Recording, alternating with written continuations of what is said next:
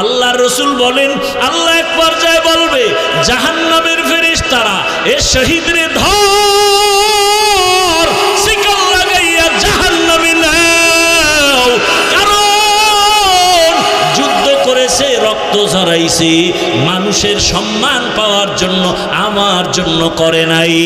2 number ব্যক্তি সবার আগে জাহান্নামে যাবে আলেম। কে যাবে?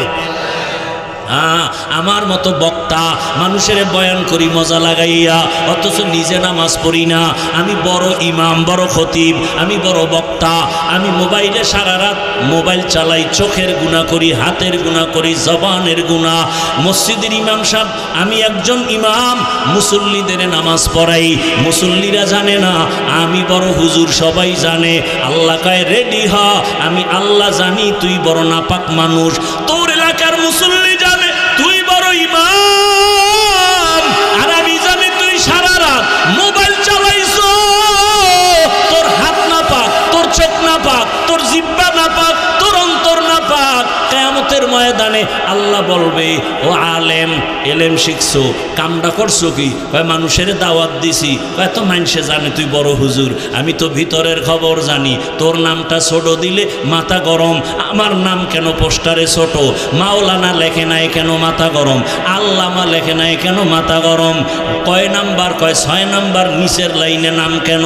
আমার নাম সবার উপরে দাও, তাহলেই দিল খুশি। মানুষ জানে তুমি বড় বক্তা, আমি জানি তোর অন্তর বড় খারাপ। আল্লাহ বলবে জাহান্নামের ফেরেশতারা ধর, এই আলেমের শিকল লাগাইয়া জাহান্নামে নিয়ে যাও। আবু হুরায়রা রাদিয়াল্লাহু আনহু বলেন আরে আমি তো স্বাভাবিকভাবে বলতেছি, ঘটনা বড় করুণ ঘটনা।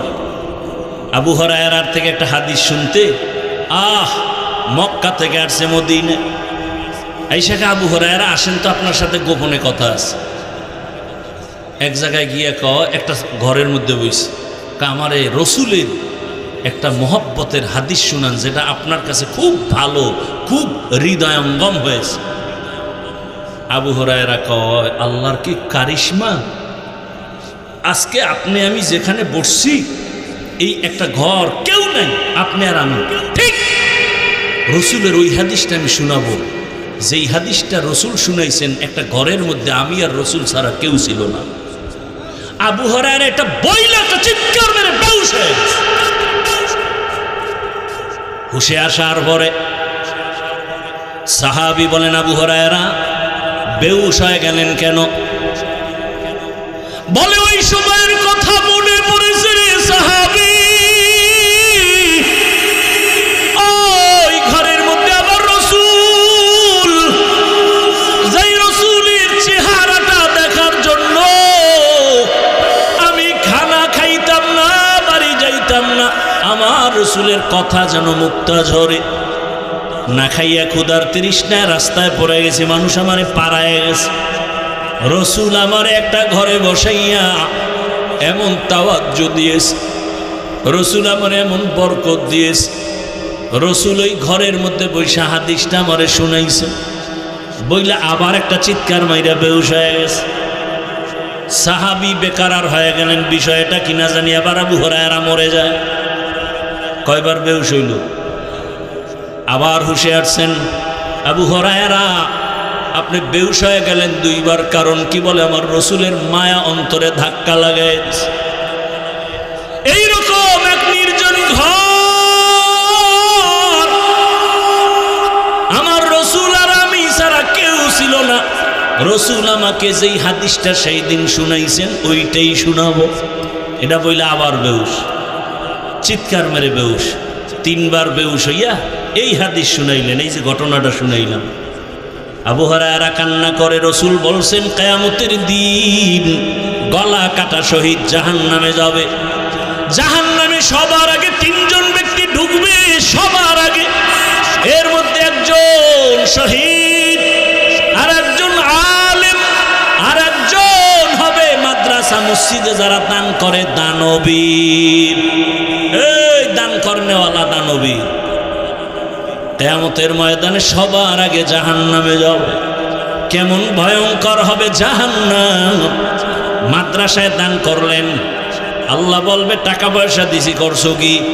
আরে এই যে মসজিদ বানাইছি, চাঁদপুরের জমিনে কত মাদ্রাসা, কত মসজিদ। হ্যাঁ, মানুষে তো জানে, তাই আমি তো তোর ভিতরের খবর জানি। টাকা দিছো 50,000, চায়ের দোকানে চাপাবাজি করছো, মসজিদ আমি কইরা দিছি। কেরম চাপাবাজ নাই? টাকা দেয় 50,000, কয় পুরা মাহফিল আমি করাইছি। টাকা দেয় 50,000, কয় মাদ্রাসা তো আমরা চালাই। এইরকম এহসান জিতলায় নেয়।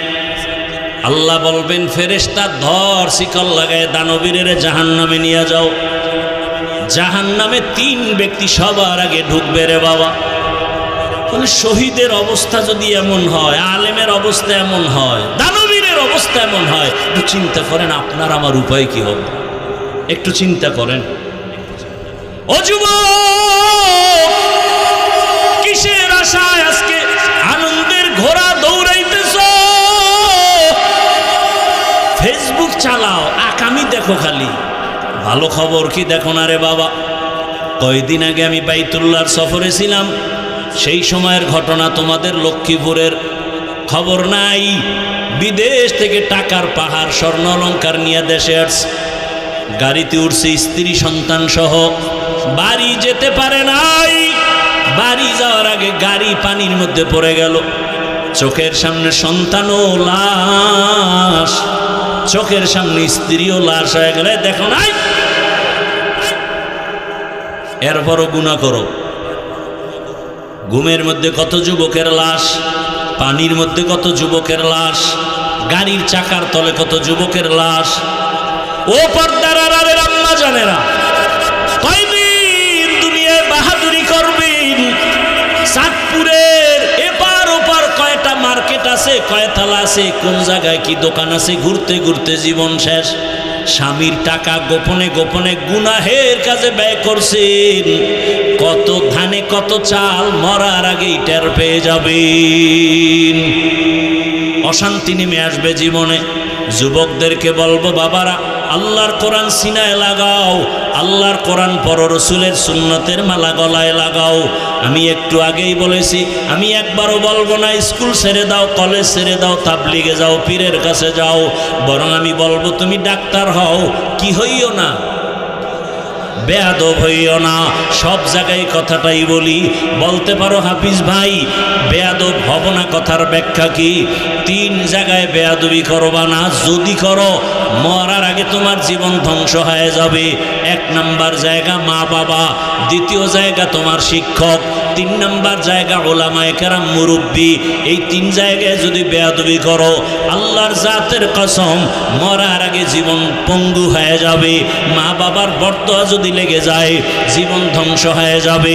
শিক্ষকের বরদোয়া যদি লাগাও, বরদোয়ার কারণে তোমার লেখাপড়ার জিন্দেগি ধ্বংস হয়ে যাবে। ও আল্লাহর বান্দারা, উলামায়ে কেরামের বরদোয়া যদি কপালে লেগে যায়, বাবা তোমার জিন্দেগি আর আদর্শ চরিত্র খুঁজে পাওয়া যাবে না।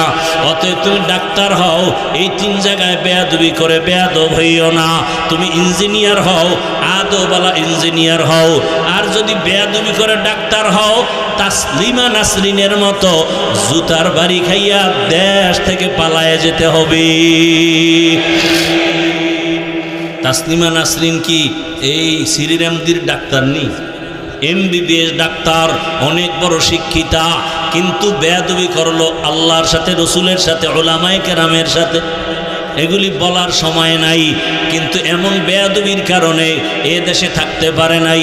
এত কপাল খারাপ, মরার পরে লাশটাও দেশে আসবে কিনা বলার উপায় নাই।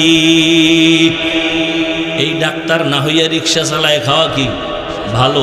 এই মিয়া, তুমি যদি বেয়াদবি করিয়া জুলুম করিয়া 10 তলা বিল্ডিং বানাও, ওই বিল্ডিং রাতারাতি উঠবে, রাতারাতি দখল হয়ে যাবে। তোমার জঙ্গলে ঘুমান লাগবে, বিল্ডিংয়ে ঘুমানের কপাল হবে না। এই বিল্ডিং এর দাম কি? তুফানের মতো আসছে, তুফানের মতো আবার চলে গেছে। ব্যাংকের মধ্যে কোটি কোটি টাকা রেখেছ, কি লাভ হবে যদি ওই টাকা নিজেও ভোগ করতে না পারো, সন্তানরাও না খাইতে পারে? এর সেই রিক্সা চালায় আলু ভর্তা দিয়ে খাইলেও শান্তি, কি ঠিক না? আল্লাহ হেদায়াত দান করুন, আল্লাহ হেদায়াত দান করুন। এরে আম্মা জানেরা, গাছ ভালো হলেই তো ফল ভালো হবে। আপনাদের সন্তানদেরকে যত বয়ান শুনাইছি, আপনারা যদি একটু চেষ্টা না করেন কামিয়াবির দরজা খুলবে না রে আম্মাজান।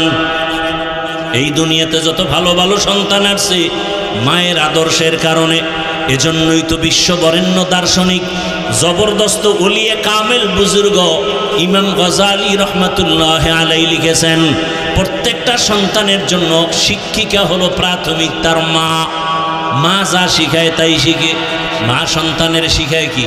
কয় তুমি বিদায়বেলা সালাম দিয়ে কও আল্লাহ হাফেজ, সন্তান তাই শিখে।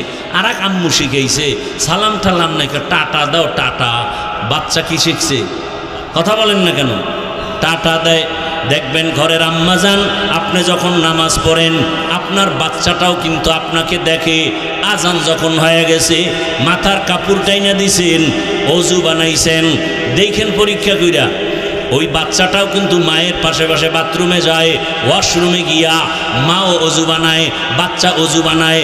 বাচ্চা অজু বানাইতে গিয়া হাফ গোসল করে ফেলাইছে, ও তো আর নিয়ম কানুন বোঝে না। মা আইসা যায় নামাজে দাঁড়াইছে, বাচ্চাও মায়ের পাশে যায় নামাজে দাঁড়াইছে। মা বুকের মধ্যে হাত বেঁধে তেলাওয়াত শুরু করেছেন, আলহামদুলিল্লাহি রাব্বিল আলামিন আর রহমানির রহিম মালিকি ইয়াউমিদ্দিন। বাচ্চা তো বুঝে না মা কি কও, দেখে ঠোঁট নাড়ায়, বাচ্চাটাও মাছের মতো ঠোঁট নাড়ায়। দেখছেন নি কারবার? নামাজ নাই, বউ আনছেন ডানা কাটা ভরি, দেখবেন কচু ডানা কাটা ভরি লইয়েছে ঘরে, বুঝেন নাই তো? ডানা কাটা ভরি মানি ও ঘরে আইলি ডানা কাটবে। কিছুদিন আইয়া কয় তোর মায়ের ডানা ভালো না, কিছুদিন পরে কয় তোমার বাবার ডানাও ভালো না।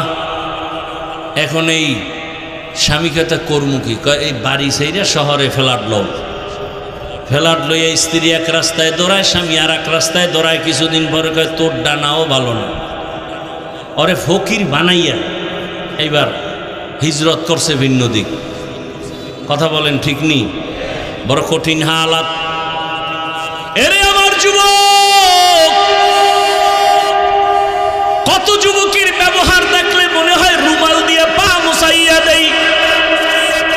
ঢাকা কলেজে গিয়ে দেখো তোমার মতো যুবক কলেজে ক্লাস করে পাগড়ি লাগানো, বড় দাড়ি বড় জামা নাই। ও যুবক বাবা বলো তুমি কেন পারো না? তোমার মতো যুবক এই চাঁদপুরের আশেপাশে কি তোমার নজরে নাই? স্কুলে পড়ে, কলেজে পড়ে, নামাজও পড়ে। সত্য কথা বলো, বলো তুমি পারো না কেন?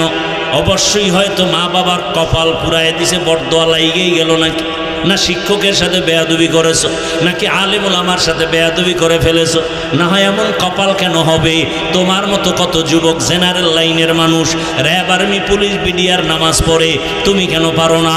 রাস্তায় গাড়ি চালায় কত ড্রাইভার নামাজ ছাড়ে না, বলো তুমি কেন পারো না?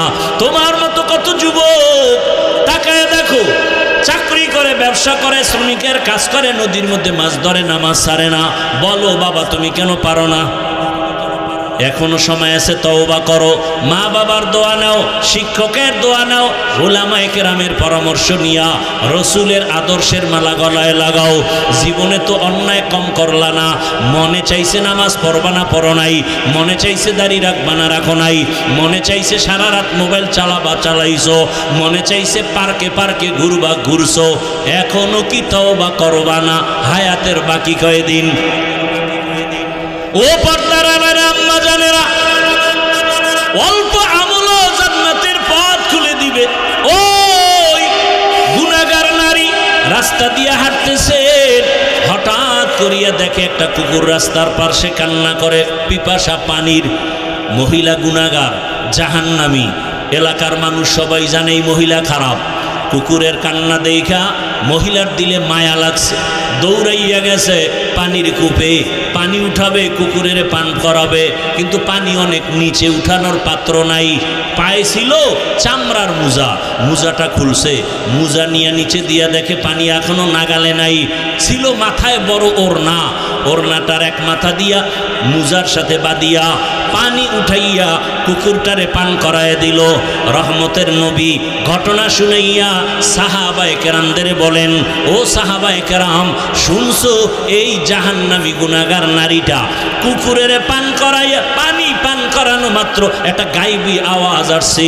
গাইবী আওয়াজ আইসা কয়, ও জাহান্নামী নারী, তোমার নামটা জান্নাতি খাতায় লেখা হয়ে গেছে। সামান্য একটু, এটা এমন কোনো কঠিন আমল না, কিন্তু আল্লাহর কাছে কবুল হয়ে গেছে, আল্লাহর কাছে বড় পছন্দ হয়ে গেছে, জান্নাত রিজার্ভ হয়ে গেছে। অন্যদিকে আর একজন আমলওয়ালা নারী নামাজ পড়ে, বেপরদায় চলে না, কিন্তু জীবনের শেষ সময় একটা সামান্য অন্যায় করে ফেলেছে। ঘরের মধ্যে একটা বিড়াল আসছে, বিড়ালটারে বাইন্ধে রাখছে, নিজেও খানা দেয় না, অন্যের ঘরে গিয়ে খাবে সেই সুযোগ দেয় না। বিড়ালটা না খাইয়া ধুকে ধুকে ঘরে মারা গেছে। নবীজি সাহাবায়ে কেরামদের বললেন, ও সাহাবায়ে কেরাম, ওই আমলওয়ালা মহিলা এই কাজ করা মাত্র হঠাৎ একটা গায়েবী আওয়াজ আসছে। কে যেন বলতেছে, এই আমলওয়ালা নারী বিড়ালের সাথে জুলুম করার কারণে তোমার জান্নাতি খাতার নাম কাটা হয়ে গেছে, তোমার জীবনের সব আমল বরবাদ।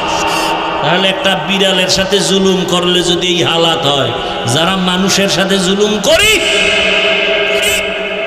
বাবা হইয়া সন্তানের সাথে জুলুম, স্বামী হয়ে স্ত্রীর সাথে জুলুম, শিক্ষক হয়ে ছাত্রের সাথে জুলুম, ইমাম হইয়া মুসল্লিদের হক আদায় করি না জুলুম, সব জুলুমের বিচার মরার আগে হবে।